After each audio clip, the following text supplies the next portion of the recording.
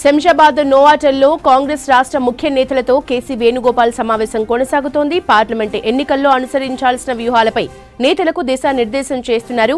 రాష్ట్రంలో మెజారిటీ సీట్లలో గెలుపే లక్ష్యంగా కీలక సూచనలు చేశారు. నేతల కోఆర్డినేషన్, నియోజకవర్గాల్లో పర్యటన వంటి కీలక అంశాలపై నేతలు చర్చించారు. సమన్వయంతో ముందుకు వెళ్లాలని కేసీ వేణుగోపాల్ ఆదేశించారు. బీజేపీ వల్ల ప్రజాస్వామ్యం ప్రమాదంలో పడిందన్న కేసీ వేణుగోపాల్ రాజ్యాంగ సంస్థల్ని బీజేపీ దుర్వినియోగం చేస్తున్న విషయాన్ని ప్రజల్లోకి తీసుకెళ్లాలని సూచించారు. మీటింగ్కు CM, PCC chief Revanth, state party incharge Deepa Das Munshi, deputy CM Bhatti Vikramarka, మంత్రులతో పాటు లోక్సభ అభ్యర్థులంతా అటెండ్ అయ్యారు. నియోజకవర్గాల్లో పార్టీ పరిస్థితి, ప్రచారం, ఏఐసీసీ మేనిఫెస్టోపై చర్చించారు.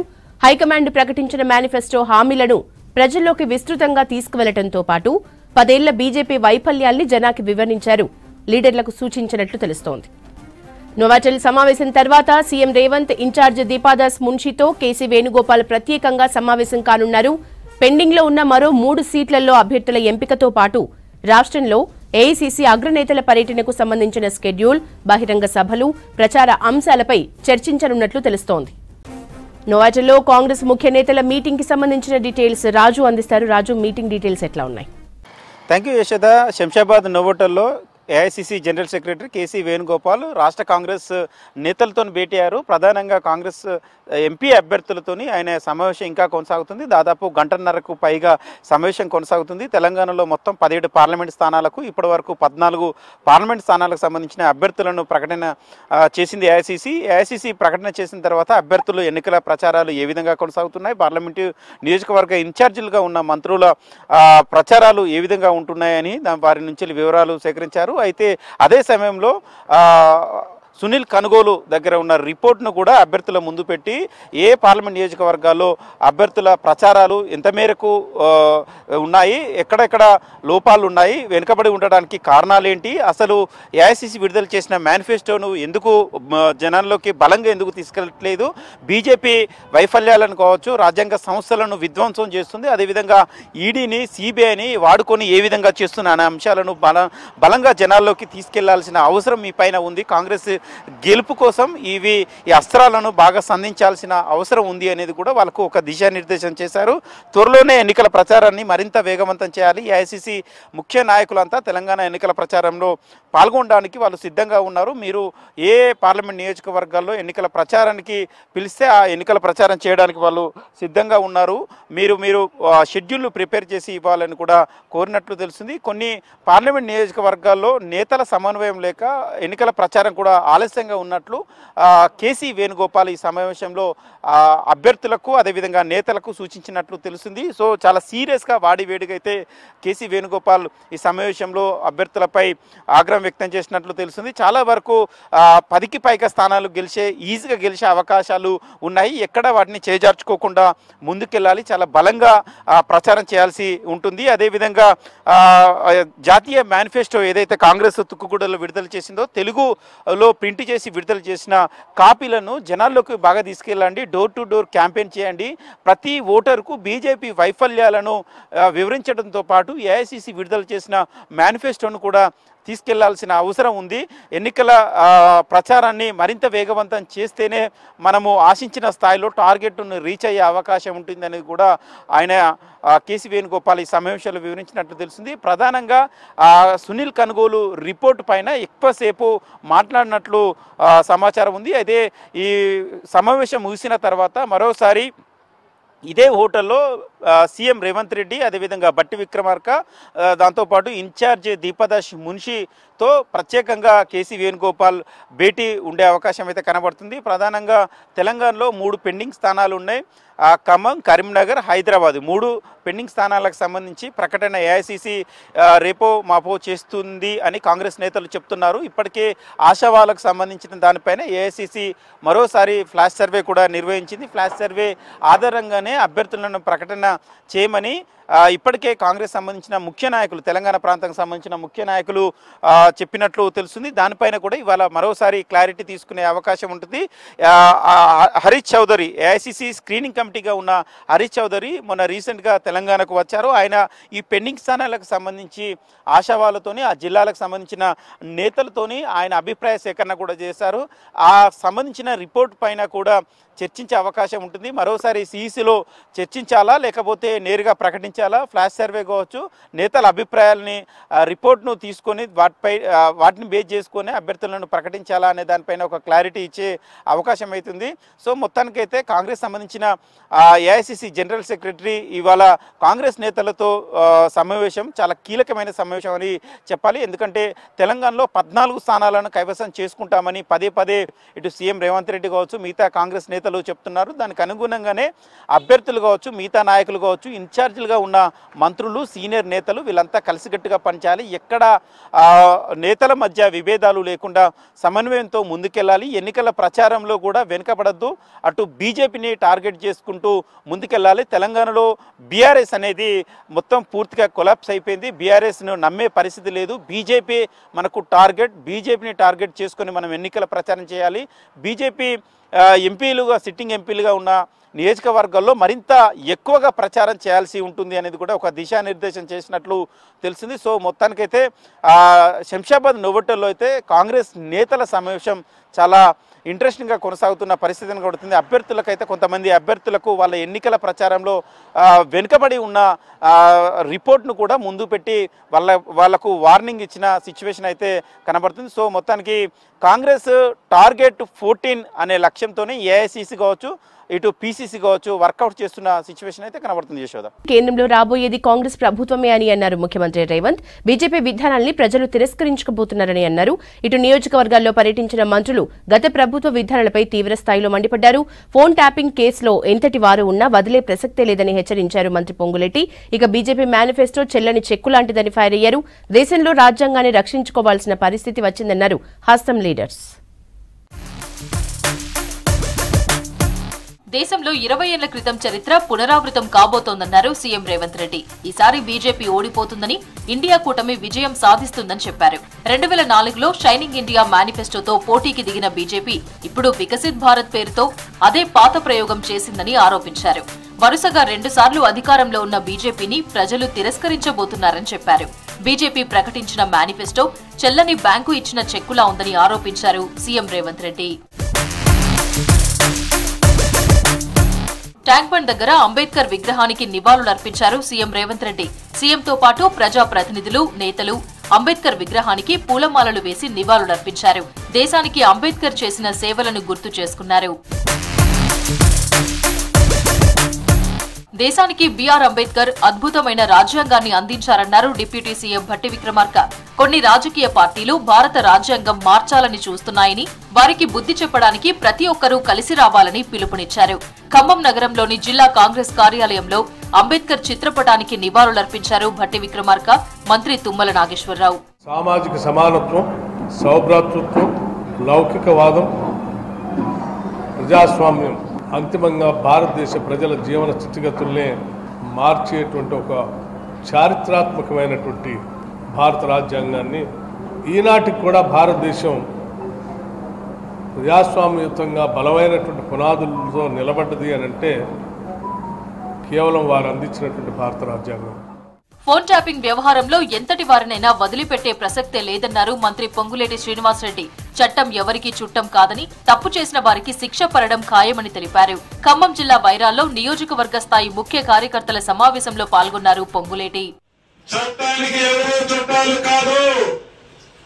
ఎవరైతే ఎవరి ప్రోద్బలం అయితే ఆనాడు ఫోన్ ట్యాపింగ్లు జరిగాయో, ఆ ఫోన్ ట్యాపింగ్ జరిగిన ప్రతి వాళ్ళకి తప్పకుండా రాబోయే రోజుల్లో ప్రతిఫలము వారు అనుభవించవలసిన అవసరం ఉంటది.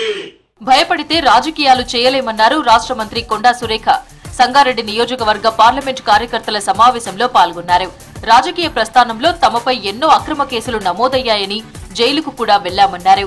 బీఆర్ఎస్ 9.5 ఏళ్లలో అనేక నిర్బంధాలకు గురయ్యామని చెప్పారు. ఎన్నికల తర్వాత బీఆర్ఎస్ ఖాళీ అవ్వడం ఖాయమన్నారు. పేదల సంక్షేమానికి పాటుపడే పార్టీ కాంగ్రెసేనన్నారు కొండా సురేఖ. గత 9 సంవత్సరాలు మనం అధికారంలో లేము. ఒక చెట్టు పచ్చగా ఉంటేనే మీరు ఆ చెట్టు కింద కూర్చునే అవకాశం ఉంటుంది.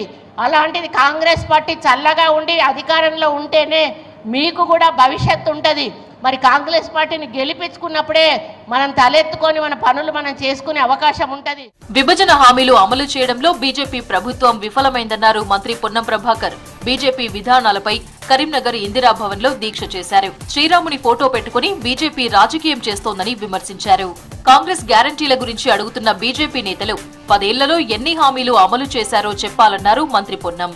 పొరపాటున కేసీఆర్ గారు ఆయన పెద్ద భక్తుడిగా యాగాలు చేసినా అని చెప్పి నాకంటే పెద్ద హిందుగాడు ఓడు బొందుగాడంటే ఎన్నికల నినాదం చేసుకుని గెలిచిన నీవు ఇలా కాంగ్రెస్ కార్యకర్తలు చెప్తా ఉన్నా, దయచేసి ఆనాడు హిందుగాళ్ళు బొందుగాను ఎట్లా గెలిచిండో ఇవాళ తల్లి ప్రస్తావన తెచ్చి ఆయన సమాధి ఆయనే కట్టుకున్నాడు. ఇవాళ దేశంలో రాజ్యాంగాన్ని రక్షించుకోవాల్సిన పరిస్థితి ఏర్పడిందన్నారు పొన్నం.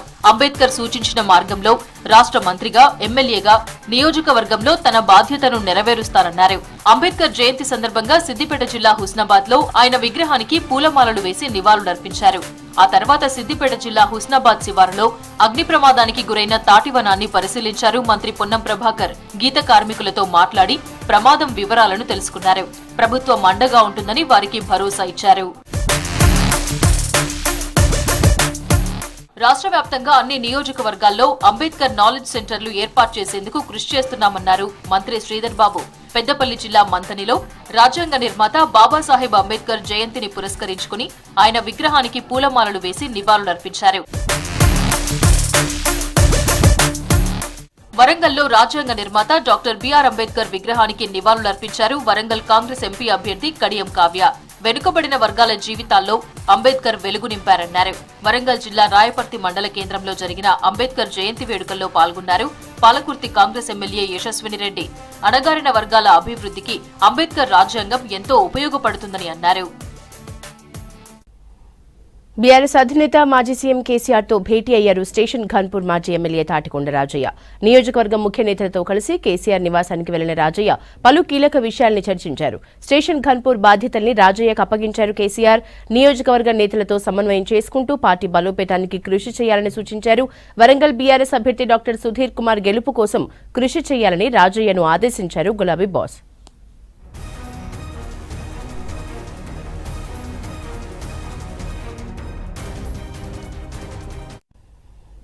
అంబేద్కర్ 133వ జయంతి సందర్భంగా నివాళులర్పించారు బీజేపీ నేతలు. అంబేద్కర్ ఆశయాల్ని కొనసాగిస్తున్న ఏకైక పార్టీ బీజేపీ అన్నారు.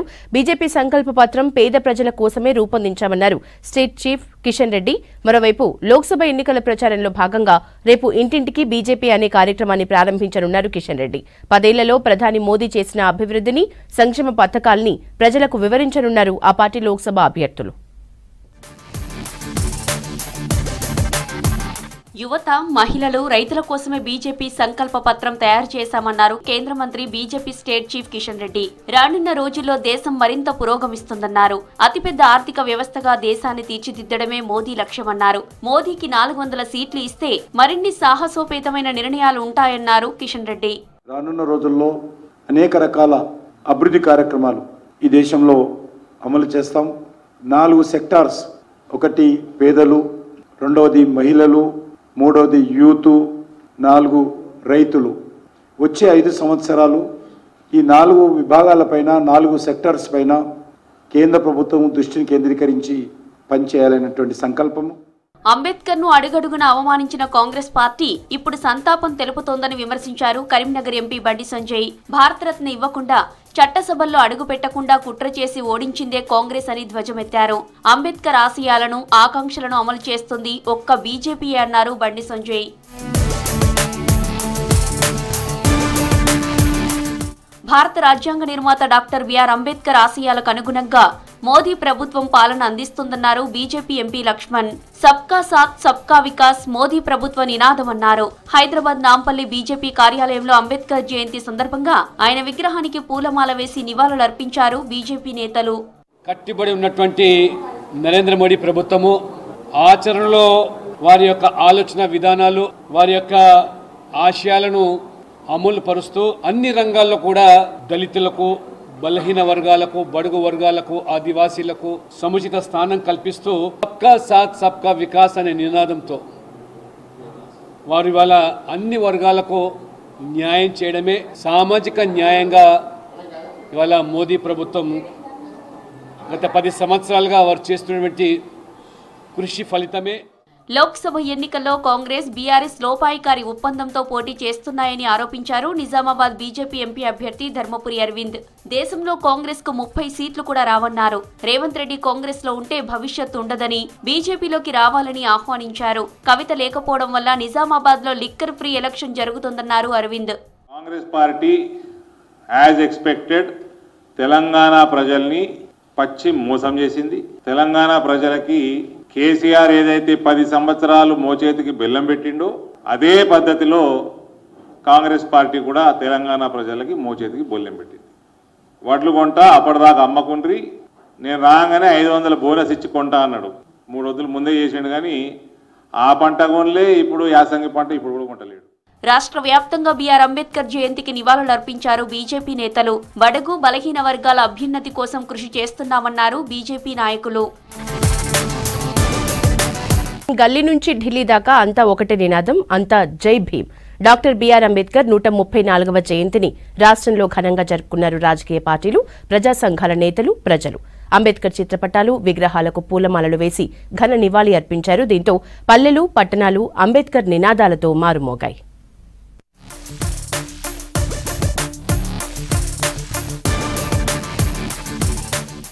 ఊరువాడ రాజ్యాంగ నిర్మాత డాక్టర్ బీఆర్ అంబేద్కర్ ను ఘనంగా స్మరించుకున్నారు నేతలు, ప్రజా సంఘాల నేతలు. అంబేద్కర్ కు నివాళి అర్పించారు assembly speaker Gaddam Prasad, Chevella MP Ranjith Reddy, MLA Prakash Goud, BJP MP అభ్యర్థి కొండా విశ్వేశ్వర్ రెడ్డి ఈ కార్యక్రమంలో పాల్గొన్నారు.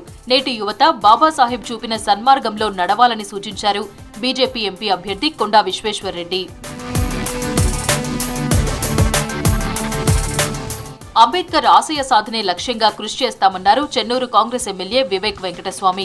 చదువుకుంటేనే పేదరిక నిర్మూలనవుతుందన్నారు. పేదరిక నిర్మూలనే లక్ష్యంగా అంబేద్కర్ రాజ్యాంగం రచించారన్నారు. మంచిర్యాల జిల్లా మందమరి మార్కెట్లో అంబేద్కర్ ఉత్సవ కమిటీ ఆధ్వర్యంలో 133వ అంబేద్కర్ జయంతి వేడుకలు ఘనంగా నిర్వహించారు. అంబేద్కర్ విగ్రహానికి పూలమాల వేసి నివాళులర్పించారు ఎమ్మెల్యే వివేక్ వెంకటస్వామి.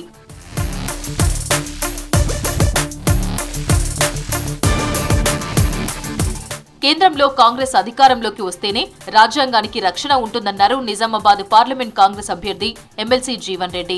రాజ్యాంగంలో ఆర్టికల్ 3 వల్లే ప్రత్యేక తెలంగాణ రాష్ట్రం వచ్చిందన్నారు జీవన్ రెడ్డి.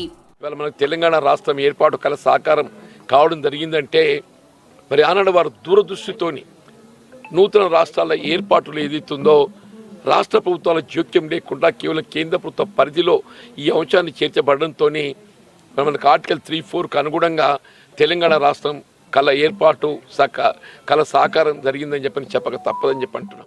మంచిర్యాల జిల్లా కేంద్రంలోని ఐబీ చౌరస్తాలో అంబేద్కర్ విగ్రహానికి పూలమాలలేసి నివాళులర్పించారు మంచిర్యాల ఎమ్మెల్యే ప్రేమ్సాగర్ రావు. అంబేద్కర్ రాసిన రాజ్యాంగం ద్వారానే నేడు నిరుపేదలు, దళితులు తమ హక్కులు పొందుతున్నారని తెలిపారు.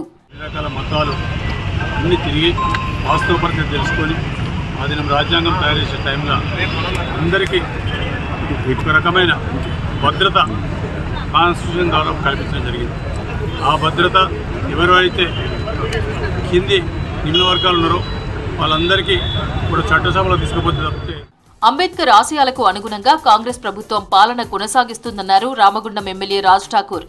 అంబేద్కర్ రాసిన రాజ్యాంగం ద్వారానే అన్ని వర్గాల ప్రజలకు సముచిత న్యాయం జరుగుతుందన్నారు ఎమ్మెల్యే రాజ్ ఠాకూర్.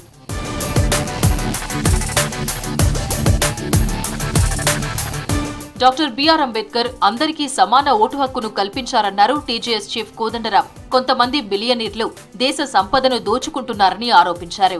అంబేద్కర్ రాసిన రాజ్యాంగాన్ని కాపాడుకునే పరిస్థితి నెలకొందన్నారు. అంబేద్కర్ జయంతి సందర్భంగా హైదరాబాద్ ట్యాంక్ బండ్ పై ఉన్న అంబేద్కర్ విగ్రహానికి పూలమాల వేసి నివాళులర్పించారు కోదండరాం. 162 మంది బిలియనీర్లు ఈ దేశంలో 162 మంది బిలియనీర్లు వాళ్ళు సంపదను వాళ్ళు గుత్తాధిపత్యం చేపట్టిండ్రు. 25% జాతీయోత్పత్తి వాళ్ళ పాలవుతున్నది, 40% జాతి సంపద వాళ్ళ చేతుల్లో ఉన్నది. ఇది ఇట్లాగే కొనసాగితే అంబేద్కర్ కోరుకున్నటువంటి ఈ సమానత్వానికి ప్రమాదం. అంబేద్కరు రాజకీయ రంగంలో సమానత్వాన్ని సమానత్వపు హక్కు ద్వారా, ఓటు హక్కు ద్వారా సాధిస్తే, ఆర్థిక రంగంలో, సామాజిక రంగంలో సమానత్వాన్ని ఆదేశిక సూత్రాల ద్వారా సాధించాలనుకున్నాడు. యాదాద్రి భువనగిరి జిల్లా కేంద్రంలో అంబేద్కర్ 133వ జయంతి ఉత్సవాలు ఘనంగా నిర్వహించారు. అంబేద్కర్ విగ్రహానికి పూలమాలలు వేసి నివాళులర్పించారు వివిధ పార్టీల నేతలు. పట్టణంలో జై భీం యాత్ర నిర్వహించారు. ఎమ్మెల్యే కుంభం అనిల్ కుమార్ రెడ్డి ర్యాలీలో పాల్గొని జై భీం పాటకు డాన్స్ చేశారు.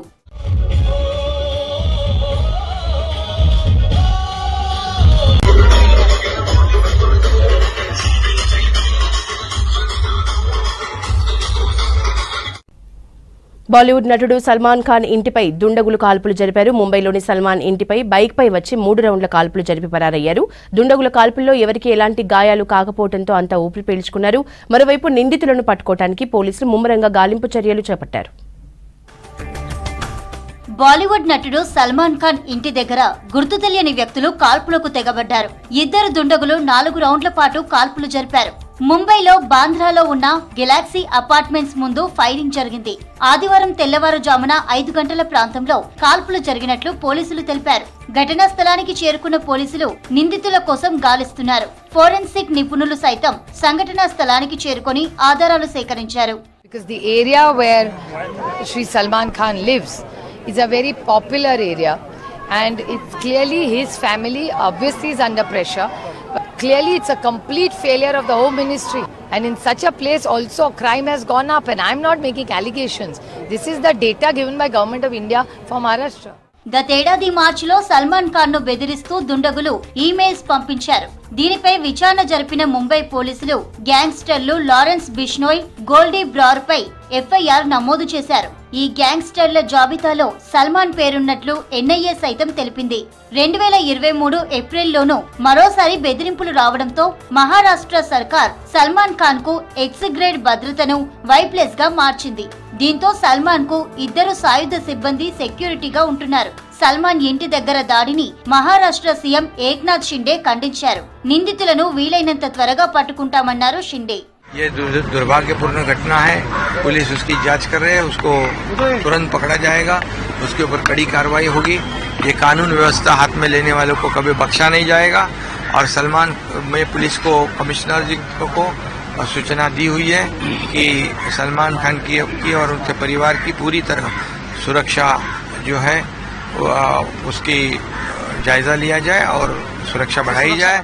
గతంలో గ్యాంగ్స్టర్ లారెన్స్ బిష్నోయ్ నుంచి సల్మాన్ కు బెదిరింపు కాల్స్ వచ్చాయి. 1998లో కృష్ణ జింకను వేటాడి తన మనోభావాలను సల్మాన్ దెబ్బతీశాడంటూ 2018లో హెచ్చరించాడు. దీంతో సల్మాన్ కు భద్రత పెంచారు పోలీసులు.